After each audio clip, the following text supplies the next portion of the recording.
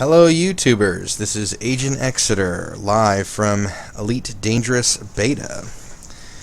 I decided to make a video for those of you who either just got Elite Dangerous Horizons or you've just gotten, or you're considering getting Elite Dangerous Horizons and you want a basic tutorial on how to get into the Horizons content, specifically planetary landing, planetary flight, etc., and so on and so forth. So I'm just going to make this as just sort of a basic tutorial video on how to land, how to do some of the basic things in Horizons that differs from basic Elite Dangerous. So let's get right into it.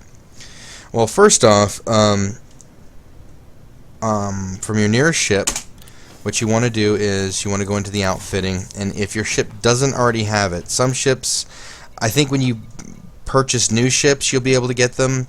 It'll come with the Planetary Approach Suite, and if in pre-existing ships, I don't know if they'll automatically be equipped or not. I'm not sure, but if not, go to your nearest outfitter, and there is a specialty Class 8 slot for the Planetary Approach Suite. Buy and equip. Buy it if you don't already have it. Now, the Planetary Approach Suite is required for if you want to enter into orbital cruise or if you want to land on a planet. The SRV is not required for landing on a planet, but of course, if you want to get out and tool around in the SRV, you're going to need a planetary vehicle bay and an SRV. So in other words, if you're just a trader or a merchant or combat pilot who simply wants to do missions at the settlements on the bases there, you don't actually need an SRV or a planetary hangar, or planetary vehicle hangar, excuse me. You just need the Planetary Approach Suite. But of course, there's also some missions that take place, on the planets themselves, where you have to go into installations and things like that, and of course you need the planetary hangar. So I'm going to go ahead and buy one for this base Sidewinder. Usually you find them in the module list somewhere.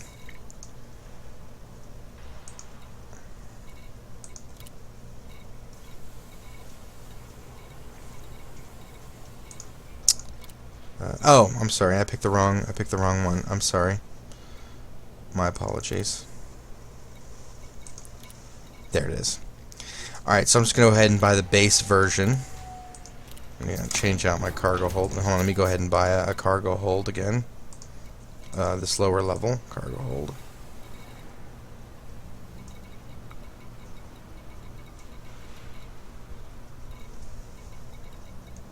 There, cargo rack. Okay, so after you buy the planetary vehicle hangar, it comes with an extra sort of sub slot. Again, it's empty, so make sure you don't leave space dock without an actual SRV vehicle. So go ahead and purchase the SRV. And of course, there you go. So that's the vehicle bay is the actual SRV. Okay, so now we have the Planetary Approach Suite, we have the Planetary Vehicle Hangar, and we have the Vehicle Bay, which contains the SRV in it. So let's go ahead and get on down to a planet. I will also illustrate... Here, let's go ahead and go into System Map and go ahead and show it through this way.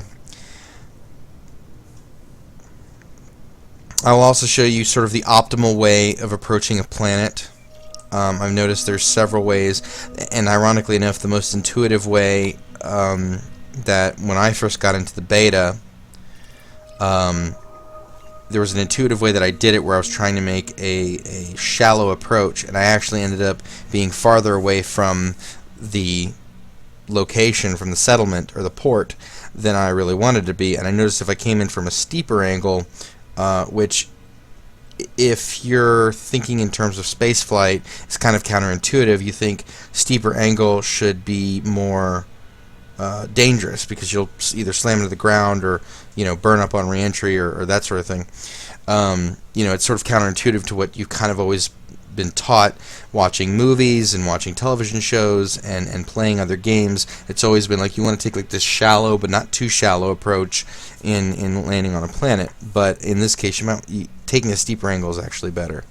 So first things first, one of the things you can do from the system map is you can actually access the planetary maps of the landable planets. Now you can tell a landable planet from one that's not landable by this blue outline.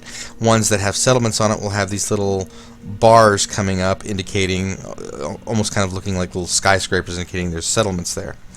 The two ways you can access the map is you can either click the planetary map here, or you can just scroll the mouse wheel up and it takes you into sort of an aurora view of the planet in question.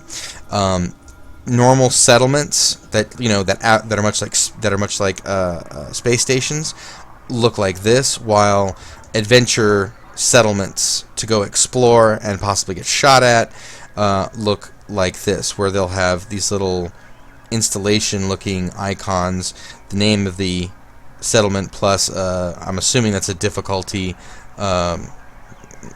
indicator, 1+, 2+, 3+. I have not seen any 4+s or any of them that don't have a plus. Any of them that have a plus that don't have any kind of difficulty modifier on them is usually a standard outpost to land at. Alright, so let's go ahead and set a course for La Cosa Base. Okay. Now, for those who aren't well versed, there's actually two separate sort of stages to a planetary approach. There's what is known as orbital cruise, and there is what is known as actual glide flight, which then segues down to normal flight mode. Now, what I've noticed is that orbital cruise is still technically super cruise, meaning that you're still in the instance in which super cruise occurs. It's not until you actually drop out into glide flight and then subsequently normal flight mode that you actually change instance and disappear. So I'm going to do this in a base Sidewinder. You can access Horizons content from a base Sidewinder. You don't have to be in any kind of special ship. But if you're got an explorer or a combat vessel or a trading vessel, obviously different benefits you'll have different benefits from being in those respective ships. Especially in people who are flying Anacondas or larger ships, you can get the larger vehicle bays and take along with you several SRVs instead of just one. So let's go ahead and do what you're normally used to in Elite Dangerous, which is, you've just left the space station, you've jumped into Super Cruise, and we're flying across the star system towards the planet in question. Now, normally, this would be a case of, I'm just flying to another star base, but in this case, I'm actually flying to La Cosa Base, which is the actual settlement on the planet. So, just give me one moment, and I'll get over there, and I will show you a planetary approach.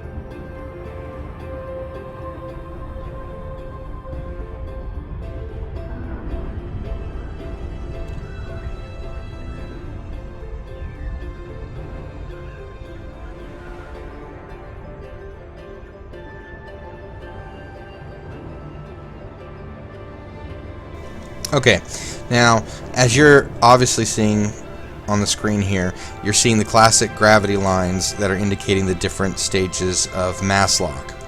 Now, hold on, let me go ahead and stop, throttle down. these different stages of mass lock in normal elite dangerous represent the different speed zones. Now, where Horizons picks up is there's actually a sub speed zone below that, below what was normally identified as the range of the edge of Super Cruise flight. Now, as we approach the planet, there will be a blue outline representing the orbital cruise border. Basically, technically, I'm still in Super Cruise, and as I'm approaching the planet, there you go, there's the border. As I'm approaching the planet, I'm still in Super Cruise. It's not until I cross this line that I technically go into Orbital Cruise. Pretty soon, you're going to see additional HUD elements come into play here. An altimeter, a gravity gauge, which will tell you exactly how much gravity you're going to be experiencing, and a longitude-latitude system that you can actually use to find your way around the planet. Okay. In fact, there's the altimeter. As you can see on the altimeter, let me go ahead and slow down so I can explain this better. Hold on, let me bring it up so I can actually put it against the black. You'll see where it says OC, or Orbital Cruise, and then DRP, which is drop, where you actually drop out of Super Cruise and drop into glide flight. Below that, you see a latitude. Below that's a longitude indicator, and below that is a gravity indicator. To the right of the altimeter is a vertical, almost kind of like sort of a vertical airspeed indicator. Basically, it represents your vertical vector, because on these planets, the different forces, the different levels of gravity will have different effects, and so you might pull up, and all of a sudden you're noticing that your vector is not pointing. It's not like in space where it's pointing immediately where your ship is now. It actually has to take a few seconds to actually adjust up while you're overcoming the force of gravity. So, and that kind of will tell you whether you're still sort of sloping down or sloping up in relation to the horizontal indicator, no pun intended. Alright, so let's go ahead and dip into orbital flight.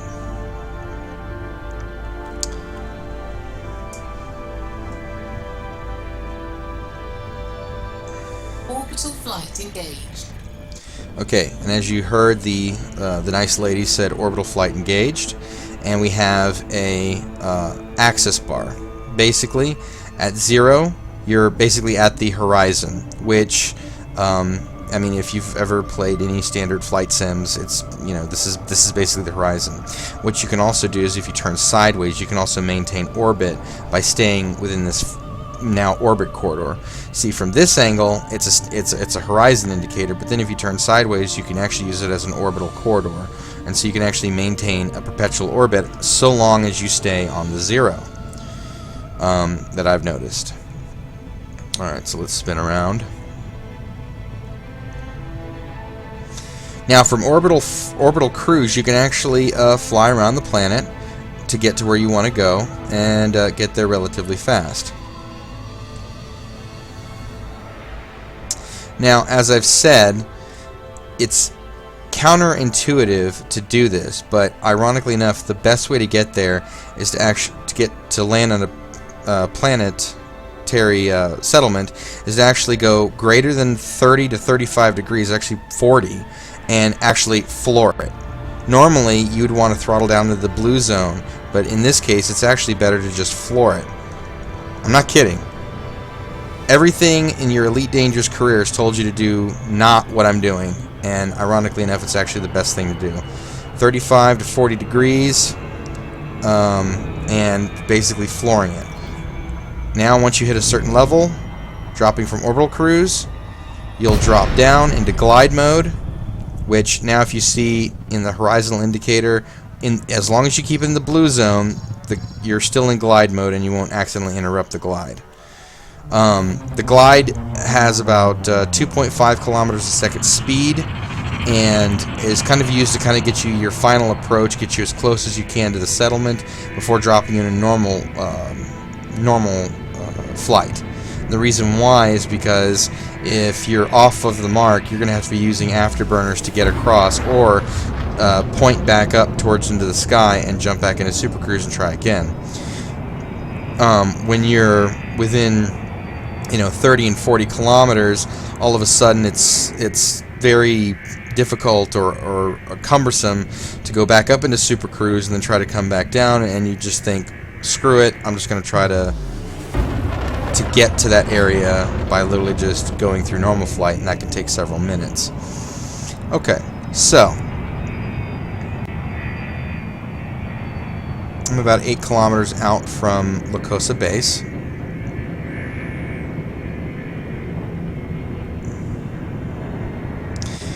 And just like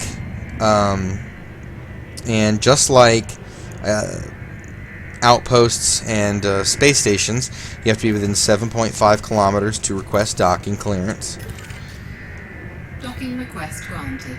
And again, much like star bases, it's pretty intuitive at this point.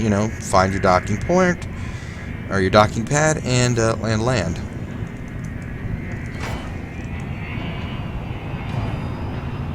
If I can find it. I think that's it over there. Gear deployed.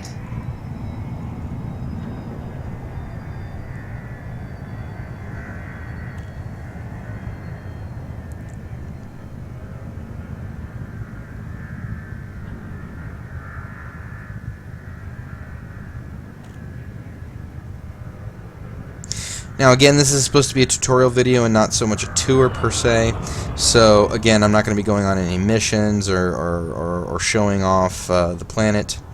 I've done that in my Twitch TV videos. If you want to look me up, it's twitch.tv/Agent Exeter. That's AGENTEXEIDER.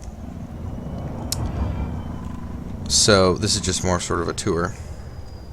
Or not a tour, a tutorial video. So firstly, just land on the, hello.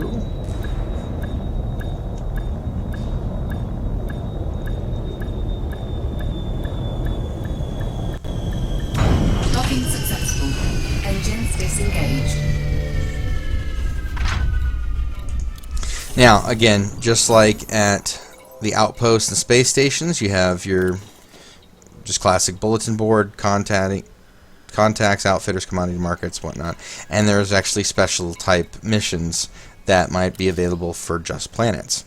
So, all right, so this is just the planetary use of the planetary approach suite. Haven't even used the SRV or the vehicle bay yet. And if you're a trader or combat pilot and you just want to have access to these little settlements and ports.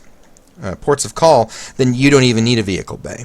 Now, if you want to do, planetary exploration, that's where you'll need a vehicle bay. So, if this is just your thing, you can go ahead and stop the video right here. That's all you need. But if you're like me and I want to drive around an SRV, well, then we need the other piece. I'm going to go ahead and just go a few kilometers away from the settlement and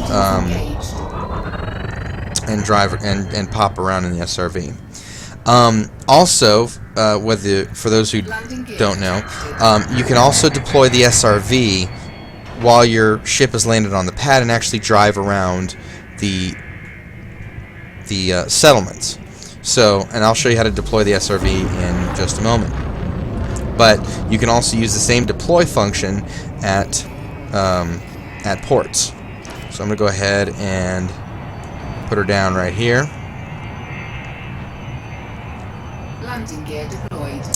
Okay, so when you're trying to land on uneven terrain, your ship's radar automatically turns into this sort of ground terrain scanning radar, and your ship immediately starts to look for suitable terrain to land on. When your ship icon, as you can see, it's kind of flashing blue. When your ship icon flashes blue, that means it's found a suitable terrain. And there we go, for example. And that means it can land on that spot, so long as you have the alignment. As you can see, the alignment indicator is telling me that I'm too far tilted to the right and that I need to spin a little left to get the roll right. And my pitch is too far up, So let's just go ahead and completely screw it up. All right, so basically it's saying I need to go down and I need to twist right. So I'm twisting right. All right, and there we go. And now it's asking me to pitch down, and boom. And then when it says alignment OK, that means the alignment is perfect for landing in that spot. So then all you have to do is just slowly thrust down. And remember, be very gentle, because your ship can quite easily take damage if you're thrust down too hard. So you just land. And then once you see where it says ship secured, hold your vertical thrust key to launch. So in my case it's R. The engines are off. That means I can take my hand off of piloting the ship. Now, to launch the SRV, there is a third panel. See, most of the time we're used to, in normally dangerous, the left panel, the right panel, and the comms panel, and so on and so forth. But now the 3 key, instead of focusing on your radar, actually has a third panel. That's sort of between your legs, right in front of you. You can actually select, look up information on your ship or whatever. But in this case, we want to deploy the SRV. So what we can do is select deploy, and it will automatically shift, fade out and fade back in. You'll be inside the bay, and you'll be lowered down. The SRV deploys facing backward from the ship. So that, in other words, that what I'm looking at above me here is the back of my ship, and in fact that's how you also get back into the ship. Driving the SRV is a little bit different. Actually, it's a lot different than driving the ship. With drive assist mode on, you can set the throttle up, throttle down. X doesn't zero out the throttle. You actually have to manually throttle it all the way down. If you want to stop while the throttle is set at a particular angle but still want to stop, you can set a handbrake. You have thrusters to kind of I guess the inspiration behind that is so that it's like the scene from Armageddon, where Ben Affleck's character jumps the gorge and is kind of riding across it. I guess that's where kind of the motivation of that is. So it's also good for clearing regular terrain. The vehicle actually can roll right and roll left, pitch up, pitch down, as well as have a yaw in addition to your steering controls. So it's weird. It's almost like you have all the control surfaces of a land vehicle while at the same time you're learning also, or while you're also having the control surfaces of a space vehicle, which is really odd, actually. It takes some getting used to. But once you do get used to it, you pick it up and it'll just become intuitive, and again, it's just from learning. My recommendation is to practice in known space planetoids, such as Dalton Gateway in the LHS 3447 system, or whatever your home system is. Chances are your home system is probably going to have some kind of landable planets on it, so that would be a perfect place to act as a testing ground or a proving ground to kind of get used to it before you head out into the big black and explore for real. So one of the new features in Horizons is the ability to synthesize items. Synthesis basically allows you to refuel the SRV, repair the SRV, restock the ammo in the SRV with items that you find in the planetary environment. You can also craft frameshift drive injections, which basically boost the range of your frameshift drive. Munitions of all the different types of weapons. Explosives, in other words, missiles and mines, plasma munitions for your plasma accelerators, small caliber, large caliber, high velocity munitions, and so forth. It also has the auto field maintenance units can also be refilled using this. Another thing about another addition to Horizons, which has a lot of people excited, is the cockpit canopy is now listed as a module, which means if you crack your cockpit glass and you have an automated auto field maintenance unit with you, this is a problem that explorers have to deal with, where they have to deal with cracked cockpit glass. You can now repair it using the auto field maintenance unit, and because the auto field maintenance unit can now be refilled using synthesis, you can essentially continuously repair your ship. Now, as it stands right now, hull structure, you might get it. I know a lot of you explorers just saw that in my list, and now you're getting all excited. That only is listed in the SRV. When you're in the ship, hull structure is not listed.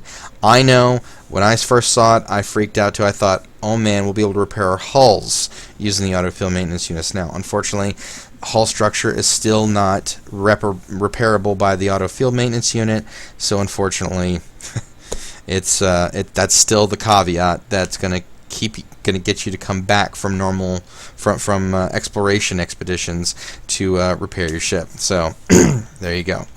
But so that's it. All right, a couple other devices that are on the SRV is the wave scanner. This is basically how you find random encounters using the SRV. Basically, there are different. It's kind of like a radar or sonar scanner, where it kind of tells you the loose direction of what it is that you're pointing at, but it doesn't tell you any real big detail about it. Now, there are people who have kind of figured out that certain objects that you find have certain signatures and certain sound effects. Here, let me be quiet so you can listen to an example of the sound effect.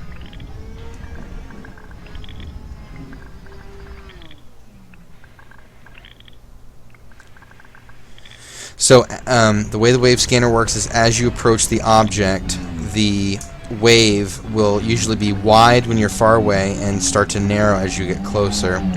Also, the more of an object there is, or the higher the grade of the object, the taller the peak on the wave scanner.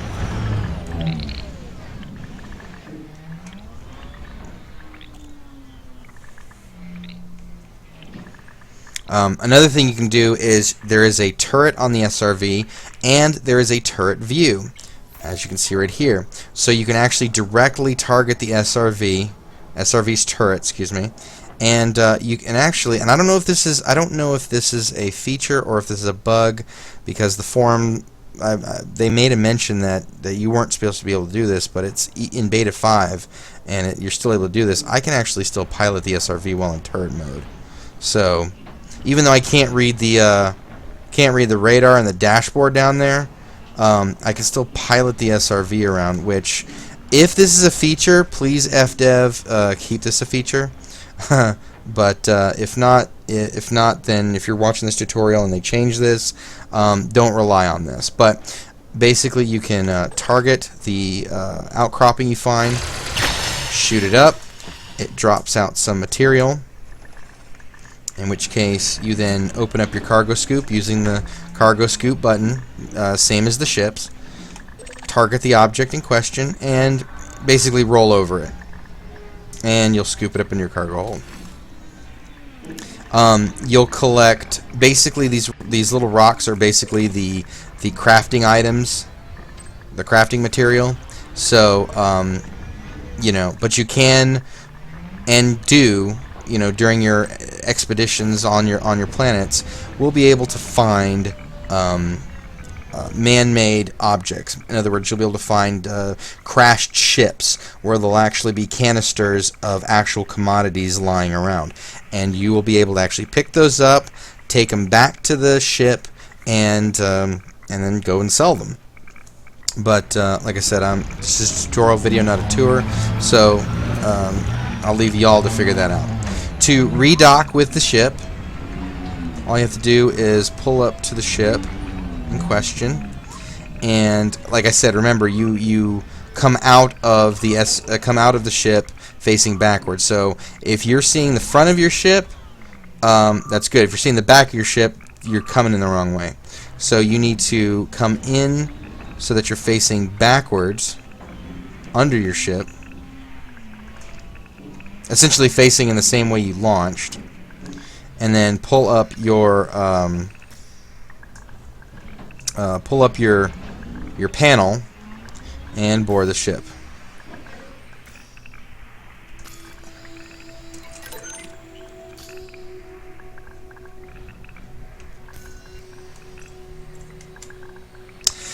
One of the additional features they added in Beta 4 and now Beta 5 is the ability to transfer cargo without having to get on board your ship.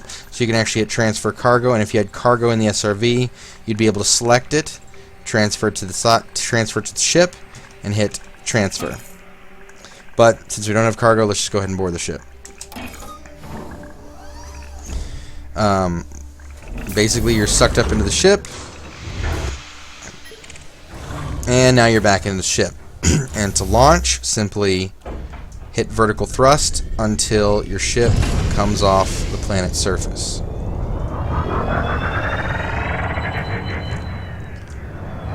Go ahead and Landing gear retracted. retract the landing gear and pull up. Now, mass lock is around 2 kilometers off the planet's surface. So you want to get above 2 kilometers as quickly as possible before you can jump into Super Cruise. And also, Super Cruise is usually almost pretty much 90 degrees straight up. For those of you who are wondering, yes, if you plot a course to another star system and you have a clear view of it from your sky, you can actually jump directly from the planet's surface into witch space and directly to that star system.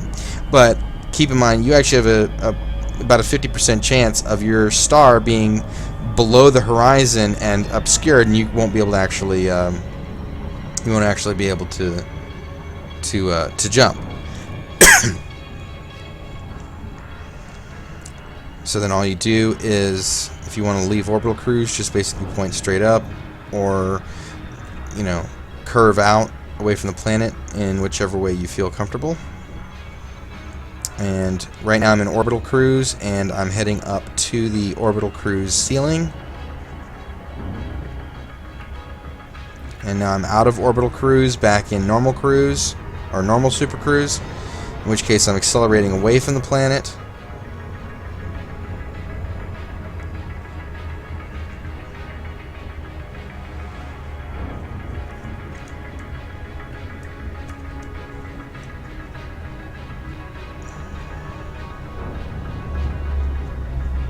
And there you go. Alright, well, I'm going to go ahead and end the video here. Drop out of Super Cruise. Get a nice little beauty shot of the planet. Another feature of Horizons is, and this is not really a gameplay thing, but it's just awesome, the fact that they have new planetary models. It's just absolutely beautiful, absolutely stunning. Anyway, thanks for watching this tutorial video. I hope it's educational. If you have any other questions, comments, or what have you, just post in the comments, and I will address them as I find them. Anyway, thank you very much for watching, and have a good day.